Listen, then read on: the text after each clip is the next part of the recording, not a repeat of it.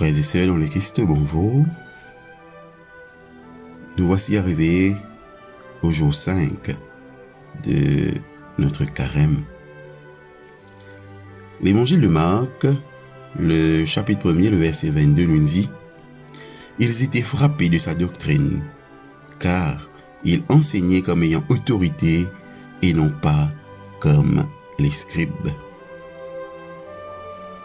Nous allons continuer notre méditation aujourd'hui en prenant les versets 21 jusqu'à 28 du premier chapitre de Marc.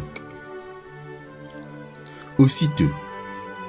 Aussitôt est un mot très apprécié de Marc. Presque tout pour lui se passe immédiatement après l'événement précédent. Il n'y a pas de temps d'attente. Marc est un homme qui célèbre le sens du présent. Il a trouvé absolument merveilleux que Jésus prenne le contrôle et qu'il le prenne maintenant, en ce moment. La révolution que Jésus met en marche n'est pas un bouleversement politique temporaire, mais un changement éternel dans la relation entre l'humanité et Dieu. Rien ne sera plus jamais pareil. C'est la première apparition publique de Jésus et il ne laisse rien au hasard. Personne ne doit être laissé dans l'incertitude quant à ses intentions. Pour l'emplacement, il choisit une ville de son territoire d'origine. Pour lieu, la synagogue. Pour l'heure, un jour de sabbat. Tout est aiguisé à la perfection. C'est une grande rentrée, celle qui convient à un fils loin de Dieu, le Messie. Jésus est venu enseigner. La réaction immédiate est celle de l'étonnement. Pourquoi? Parce qu'il parle avec autorité, une autorité naturelle qui découle d'une totale intégrité, la marque d'un homme parfaitement en paix avec lui-même et avec son Dieu. En Jésus, il n'y a pas d'abîme.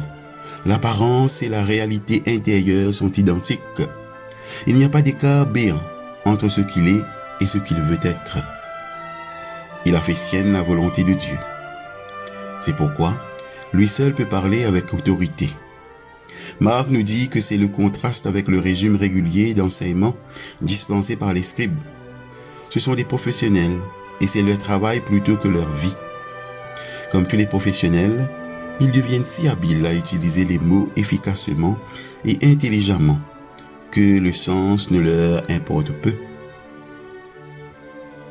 Ils sont comme un train de marchandises qui passe, dont les wagons sont vides.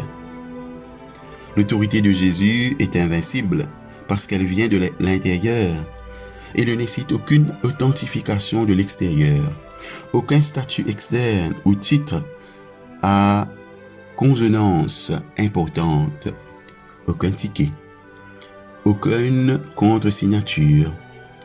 Jésus est qui il est. Le Dieu, je suis qui je suis.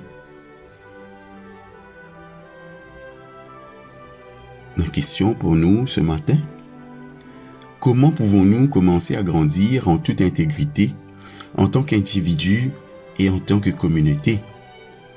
Quel est le premier petit pas à faire pour franchir l'abîme qui me sépare de moi-même? Comment pouvons-nous commencer à grandir en toute intégrité, en tant qu'individu et en tant que communauté? Quel est le premier petit pas à faire pour franchir l'abîme qui me sépare de moi-même? Prions le Seigneur. Père, que ton esprit, ta volonté soit mienne, afin que je montre aux autres non plus une façade, mais la réalité et l'autorité de ton amour vivant en moi à l'image de Jésus, ton Fils. Amen.